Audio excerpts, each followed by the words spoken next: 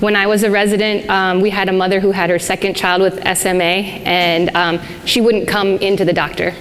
She was afraid because she'd lost her previous child, and we tried like heck. And I remember even driving by like her address, and I still drive by it when I go to the grocery store, and I wonder. So that literally, I kept my mouth was like Lexa's. So, all right. First off, I wanted to say, why do cowboys get the wrong answer in math? Because they're always rounding up. And what do you call a happy cowboy? A jolly rancher. Okay, so I picked this picture because this shows how I feel when I'm tackling different things in the world right now. So I just wanted to ask, who in the room, raise your hand if you feel overwhelmed by dealing with pediatric obesity. Okay, yeah, me too. Where's the clicker thingy? Well, in my disclosures, I have no disclosures to share except that I'm completely new at this. No, those are all my handouts. I'm just kidding. You think she took it? Well, that's okay. Can you advance it for me, AJ? I don't know. Oh, you found it. It was on the floor. Good job. Okay. Whew. Okay, so I have no disclosures except to say that I'm really new at this too. I feel like I'm kind of a phony, but this is really important, right? And if you think something's really important, you need to be brave and talk about it. So that's what I'm doing today. But I welcome anyone who has experiences to come to our breakfast tomorrow to talk with us, even if you want to know more. But again, this is new to me too. So I want you to be able to leave with the ability to identify patients that would be good fits for trying an anti-obesity medication, to be able to describe the risks and benefits around it, and then to be able to recommend a medication based on different patient scenarios. So why do we care? Louisiana, we've had a lot of these, where we're at the top. So we're third for pediatric obesity right now. This is specifically for the 10 to 17-year-old age group, so we're about 20%. And Dr. Crean was giving me all the numbers, so this is 1 in 5, okay? 1 in 5 of your patients is gonna have obesity. And also, if you see the word obese in my presentation anywhere, please feel free to come up and tell me. I don't have a prize or anything, but there is a lot of weight stigma. It's actually the second kind of oppression that we do in medicine. So racism is one, and judging patients who have obesity is the second most common. So we want to make sure we say patients with obesity, okay, instead of labeling someone as obese. And catch me if I say it too. So we're fourth in the state for adults. 2/3 of our adults have overweight or obesity. So obesity wasn't recognized as a disease until 2013 by the American Medical Association. So we're coming up on our 10-year anniversary of trying to be better about recognizing this. But I usually describe it as a dysregulation of hunger, satiety, and metabolism. The Obesity Medicine Association, which is a good resource for things, has a definition that it's a chronic, relapsing, multifactorial neurobehavioral disease where an increase in body fat promotes adipose tissue dysfunction. That means adipokines, like cytokines, get released and affect everything. And an abnormal fat mass physical forces, so the actual physical force of having extra weight, can result in adverse metabolic, biomechanical, and psychosocial health consequences. So this is just to show you, don't think too hard about it, that this is a complex array of different signals that can go wrong and be amped up or turned off, and it can contribute to why your patient doesn't necessarily have improving BMI. So with rising, the other thing I want to say is that obesity affects every system of the body. So with rising rates of obesity, it's no surprise that we're seeing rising rates of depression, hypertension, non-alcoholic fatty liver disease, type 2 diabetes in our young people. Aiming at that? Don't know where I aim this. So it's really important when you're talking to your patients to make sure that you are talking about all the options on the table. Most of the time we're trained that lifestyle modification is the way that we treat obesity, but at best you can see you get about 5% weight loss. And for our patients who have severe obesity, that's not going to be moving them into a better risk category. So moving up the pyramid, and I have a handout that has a lot of these things that make it kind of easy and practical to talk about with your patients, so feel free to come and take them. But pharmacotherapy, moving up, you can see you can get up to 20% weight loss, so 4 times effective. And moving up to the very top of the pyramid, surgery. This isn't necessarily something that's used for every single patient, but you can get up to 20, 30, 40% weight loss with that intervention. So I don't want to poo-poo or dismiss that lifestyle modification. That's your crux. You still talk about that all the time because you're pediatricians and you care. But just 5% weight loss can give you improvement in type 2 diabetes. So your average daily blood sugar is better if you've lost 5% of your weight. Your average blood pressure is better if you've lost 5% of your weight. So those are good benefits to point out to your patients, right? People call them non-scale victories.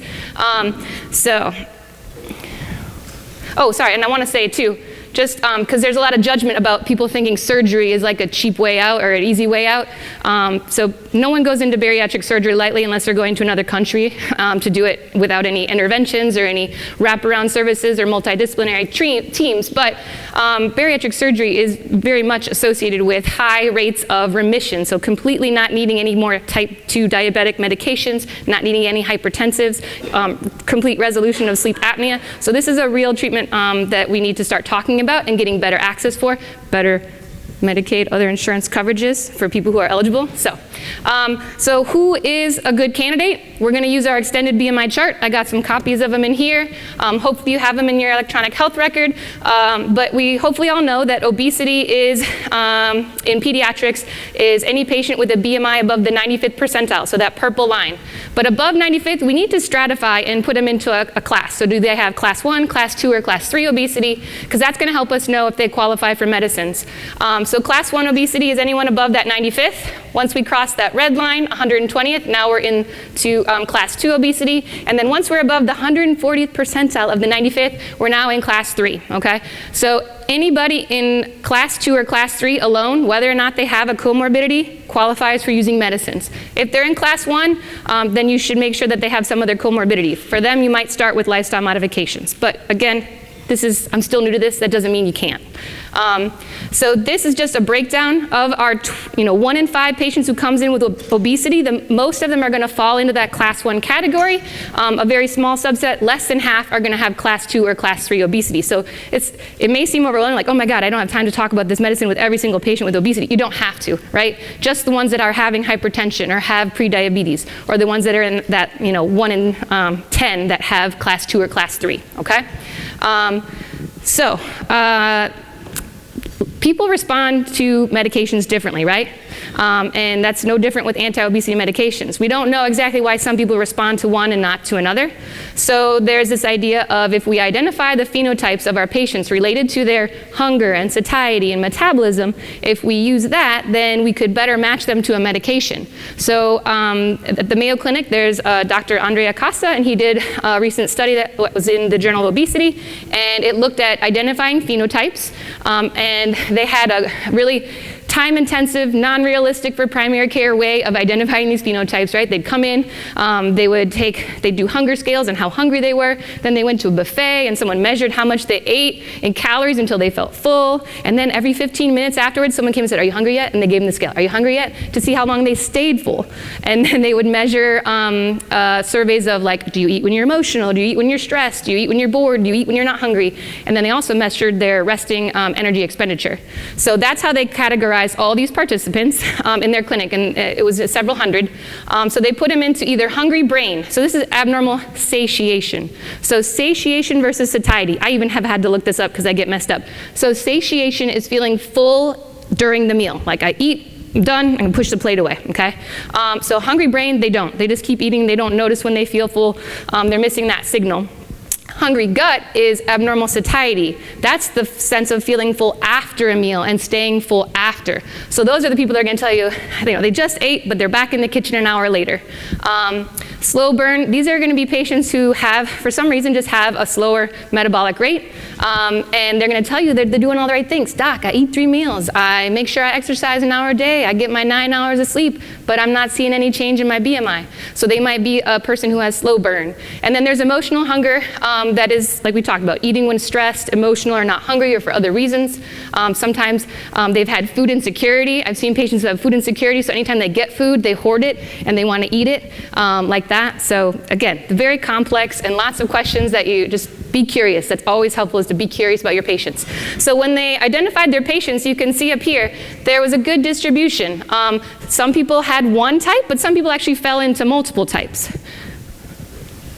And so they said if you have hungry brain, right, if you don't feel full while you're eating, then phentermine and topiramate would be a good match. If you don't feel full after the meal for very long, then liraglutide would be a good match. If you're a slow burn patient, then you might benefit from phentermine. And then emotional hunger, which I'm not going to talk about this medication, but it's out there, naltrexone and bupropion would be helpful for them. And so what they found was when they found a phenotype, identified the phenotype, and matched up that medication, those patients in blue had greater weight gain than if the doctor or physician just picked a medication based on what they felt like that day. And then also, the patients who had phenotypes matched actually kept their weight loss off longer than the patients who weren't matched. So there is some benefit to this. We're still studying it. So in this handout, again, I have some like easy questions, things that you can like let parents circle or patients circle if they're adolescents to help them kind of categorize where they're at. And again, this is not perfect, but it's helpful for kind of implementing these things. So overall, your strategy is, sorry, it's kind of small. You're going to first identify which class they fall into on your extended BMI chart. You're going to present all those treatment options in that treatment period, right? Lifestyle modifications, pharmacotherapy, bariatric surgery, there's cognitive behavioral therapy in there too. And then if you can, identify their phenotype.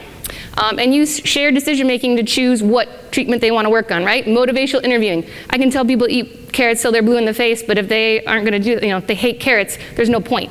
So I always tell them, my patients who are most successful, they're the ones who come up with the plan. I just guide you and give you ideas and knowledge to pick the right tools. If you're going to do a medication, in general, we say trial for 3 months, and then your goals are BMI stabilization, okay? Notice I didn't say weight, because do our patients still grow in pediatrics? Yeah, you're still growing skeletally, right? And so you can have weight gain.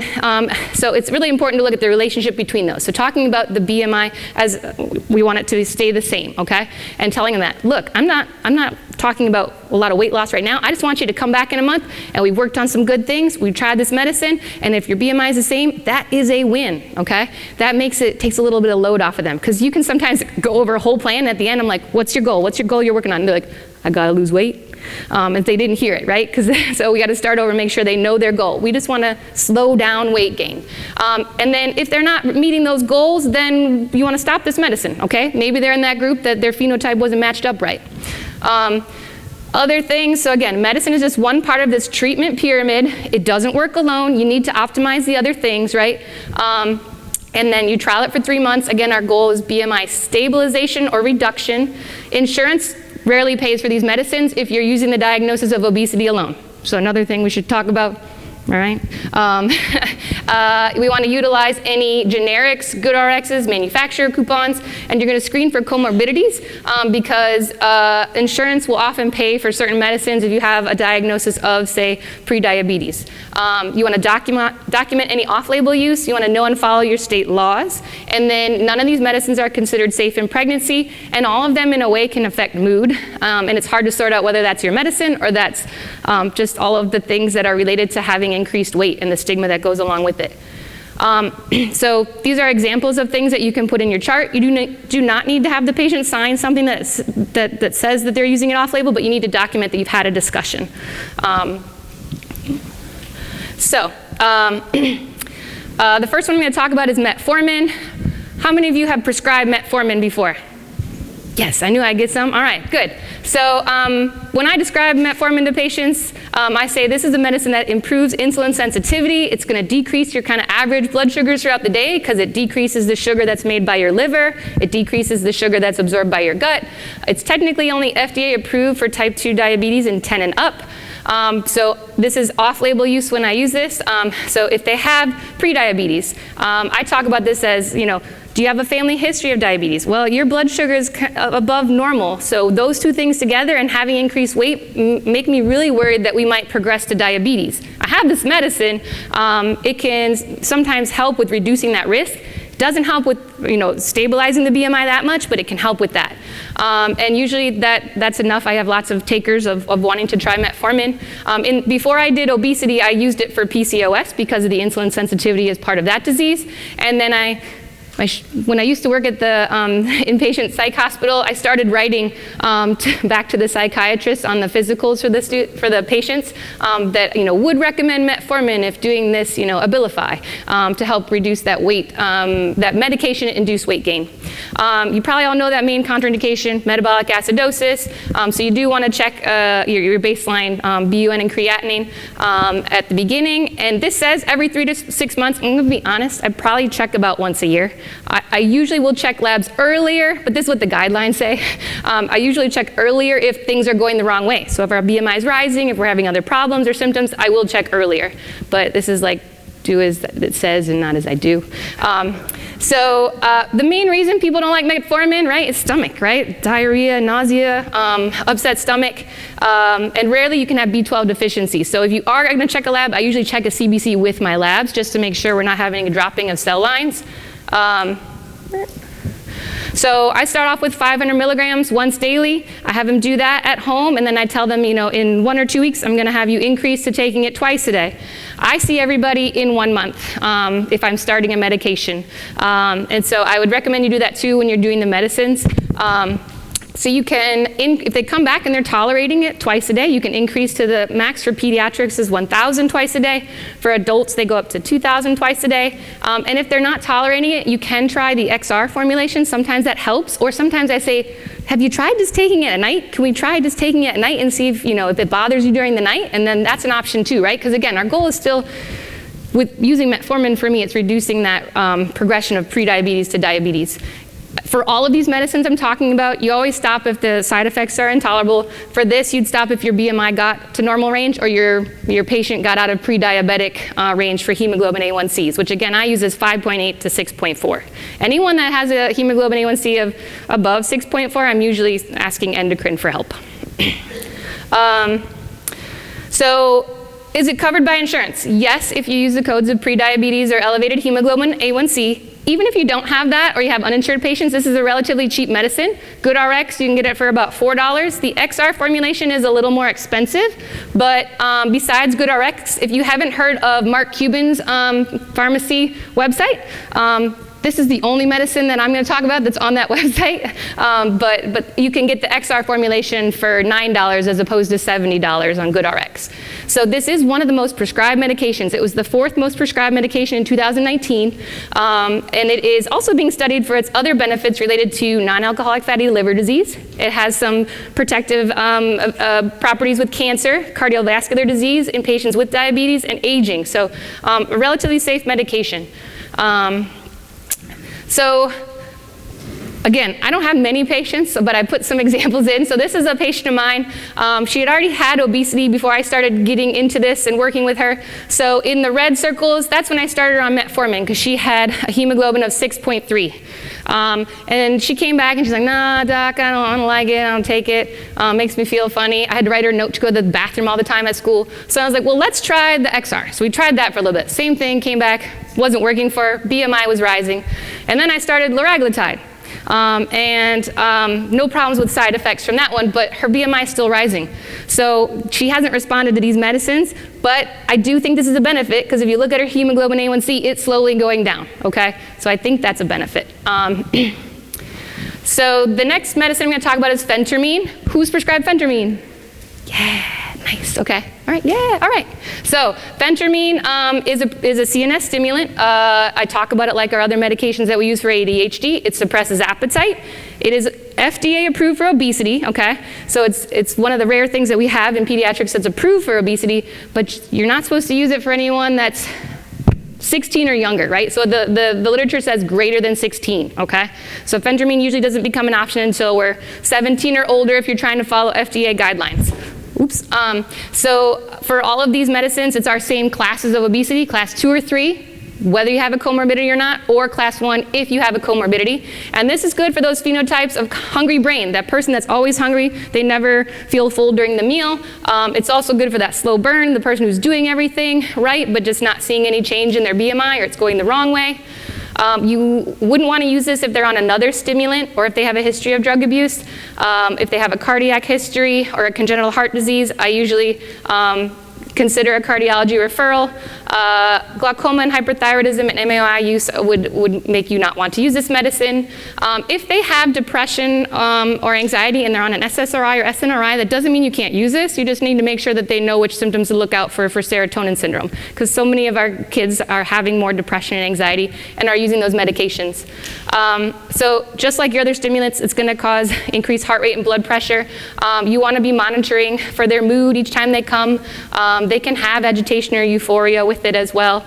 And then with my normal workup for obesity, I usually check a CMP on everybody, at least a CMP, a lipids, and a hemoglobin A1C.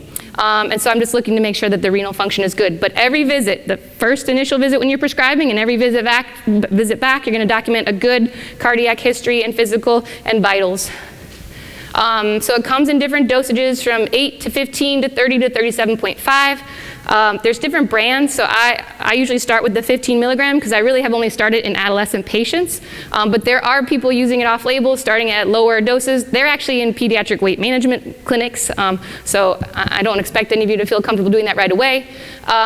And I'm not comfortable doing it right away, like I said. So you're going to follow them up every month, and just like your ADHD medication, you're going to try and use the smallest effective dose. So you start at the low dose, you have them come back. How's it going? How's your hunger?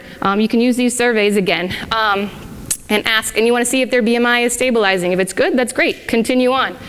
If it's rising, then you can increase the dose. If they're feeling really hungry, they don't notice a difference, you can increase the dose. You can also consider adding on topiramate or using the phentermine-topiramate combo, or you can stop it. There is special rules around phentermine because it's a class 4 controlled substance, and in Louisiana, we're only supposed to prescribe it for 3 months at a time.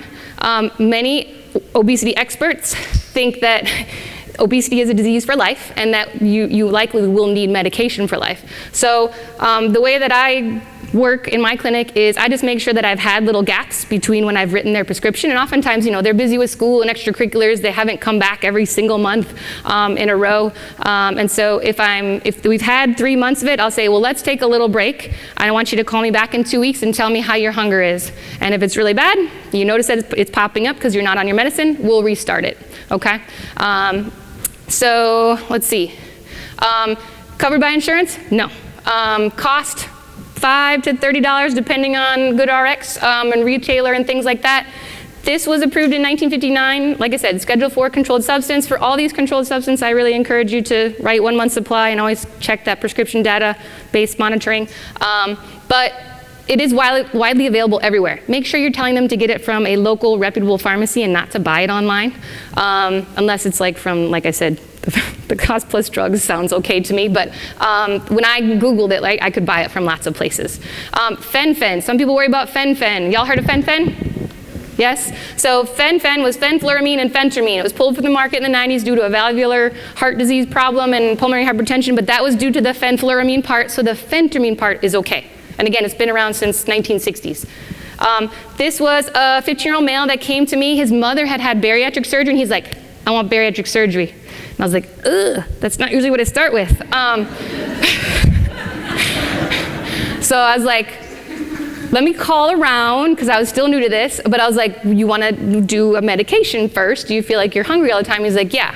So we started phentermine, and he, this has a pointer on it? Yeah, so we started phentermine here when I first saw him, and he did well, and he came back, and he's doing really good. Like, he packs his own lunch, makes sure he has smoothies, fresh vegetables. He comments on the band, how the band eats unhealthy stuff at school, so he's like, no, I don't eat that band food. Then he kind of stalled, and he got really frustrated, I said, well, we can go up on the medicine if you feel like it, and so we went up to 30 milligrams, and he continued to come down, and he's still on 30 milligrams the last time I saw him, okay? So there's a little real-life example. So he moved from, originally he was in, class 3, right above the 140th, and now he's in class 2, okay? That's good. And that helps to show him that because he was feeling really defeated, right? The weight didn't move as much as he wanted to, but this did. Only 5 minutes, oh my God, okay. Liraglutide, so GLP-1 receptor, this works centrally to decrease appetite. It works to help you feel satiated in the gut. That's why it's a good match for the hungry gut. It is approved for the treatment in obesity. Yes, we won this one like a year and a half ago-ish. So in 12 years and up, okay? So but you cannot use this in patients who have medullary thyroid carcinoma or MEN syndrome themselves or in their family. If they have a history of pancreatitis, this causes insulin secretion from the pancreas, so it might worsen that. Side effects when you first start using this injector, they complain of nausea, diarrhea, but usually it goes away pretty quickly. And then, so same thing, those BMP, CMP, hemoglobin A1C, and lipid panels that I monitor on everyone. So it starts out at 0.6. You have them do that dose every day, once a day for a week, and then increase up to 1.2 and 1.8. And you can go all the way up to 3 milligrams. And again, they're going to come back once a month, and you're going to stop if their BMI continues to rise once they get to the top dose. Is this paid for by insurance? No, unfortunately. It is not paid for if you use obesity. But if you have prediabetes, I have been getting it paid for with Medicaid. And then, have you been getting it paid for with private insurance for prediabetes? So only Medicaid is paying for it. And maybe we shouldn't talk about it because maybe it shouldn't be, but it's going through. So I'm using liraglutide for my patients who have obesity, but I use the diagnosed code of prediabetes. So they have that hemoglobin A1C between 5.8 and 6.4. But because you can't use this medication, you can't buy this medication if you don't have insurance coverage. To use the max daily dose at 3 milligrams, it's $2,000 a month, okay? Even if you want to use the smaller dose and just have 2 pens a month at the 1.2 milligram daily dose, it's still $750. Not reasonable, right? This is a patient of mine who loves Chips Ahoy, like really loves Chips Ahoy, and she finally gave him up. And then, but her BMI was still rising, and so we started liraglutide, and this is just the first, few months on it. So she's doing very well. Last one, lisdexamfetamine. So this is another stimulant, so it's going to decrease appetite. We use it for ADHD in 6 and up, but it's approved for binge eating disorder in 18 and up. So you can use it for anyone who has ADHD or impulsive behaviors. Again, don't use it with other stimulants, but you want to watch out if they have any elevated blood pressures or heart disease. And then remember, anytime you have a patient with anxiety, giving them a stimulant can amp that anxiety up. So you want to make sure you're addressing that and really talking about that in the room so parents know what to look for and patients know what to look for. Like other stimulants, it can cause all those same side effects, and a good cardiac history exam and blood pressure and heart rate at every visit. It comes in 10 milligram increments. If they're older, you can start at 30 milligrams. For the little kids, we start at 10. And then for the different doses, so for ADHD, this is your dose range that you're expected to get to, so anywhere 30 to 70 milligrams per day.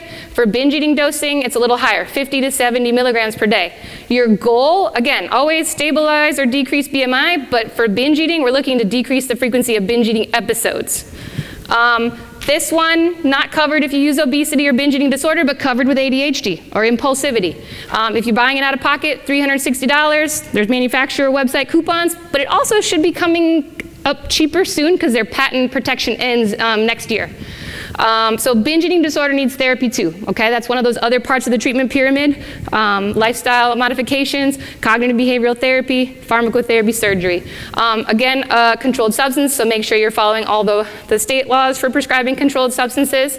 And then I had the questions here. Do I have time for them to work through the questions? Sure. Okay. So, okay. So if you have your phone out, if not, we can just call it out. Actually, let's just call it out, okay? So we can go through. So you have which medication would be the best option for a 14-year-old female? Yeah, let's not even do don't even worry about it because then he has to go back between. So we'll just call it out, okay? Don't even worry about texting this number. So which medicine would be the best option for a 14-year-old female with class 2 obesity who continues to have weight gain despite successful efforts at lifestyle modifications? This is assuming we're following rules for FDA approval. So she's only 14. So which one of those medications would be good and approved for just obesity in someone that's 14? Yay, yay, hey, good job. Liraglutide. Phentermine, how old do you have to be to use phentermine? 17, over 16, right? And metformin, she doesn't have any prediabetes. I didn't tell you she had binge eating disorder. Good job. Approved for obesity in 12 and up. Which medicine would be the best option for a 17-year-old female with class 3 obesity, constant hunger, continued weight gain despite doing healthy changes, and she has a family history of medullary thyroid carcinoma and multiple endocrine neoplasia syndrome? Good job, phentermine, yeah. So she can't take liraglutide, right, because of her family history. So good job, sorry. So approved for, again, phentermine if they're over 16, just for obesity. And don't give liraglutide if you have those two family history diseases. Last one, in addition to behavioral therapy, which medicine would be the best option for an 18-year-old male with class 3 obesity, history of eating portions larger than others, eating until uncomfortably full, feeling guilt about eating, hiding food wrappers, and 3 binge days per week over the last 2 months without compensatory behaviors? Good job. So, approved for binge eating disorder, and he has binge eating disorder symptoms. I'm not going to go over that, but I just want to point out phentermine and topiramate was approved 2 months ago. So before I made this slide deck, or before I created my questions and my content. So this is approved, like everything else. It is not covered by insurance, but there's a coupon program on the website for the manufacturer. This is all in there. This is all the phentermine information with topiramate information added on top. So I have, this slide deck will be available. And then this is a patient of mine that was on phentermine in red, and then I added topiramate in blue, so I had continued weight gain. And then just to show you too, in adult studies, phentermine topiramate is the best medicine that we have available for, like, when you're just looking at weight loss alone, okay? So this is phentermine topiramate weight loss compared to liraglutide in adults, okay? And then I have, where did I put it? If you want to ask me later or come to our breakfast, there's free genetic testing kits that you can order for your office to test for genetic forms of obesity. They're just like this amazing Spinraza. There is a medication that is available for 4 different types of genetic obesity, and it actually is a remarkable, just like wow, causes them to have a much healthier BMI. So you can screen for those genetic diseases with this, and then when you enter this program, there's lots of resources to connect those patients that happen to be positive with the pharmaceutical company that makes that medication. And then lastly, my resources. If you want to learn more about prescribing, the University of Minnesota Center for Pediatric Obesity Medicine is a great workshop. They do it once a year. And then the Obesity Medicine Association, and then the AAP's Institute for Healthy Childhood Weight. Okay, I'm going to stop.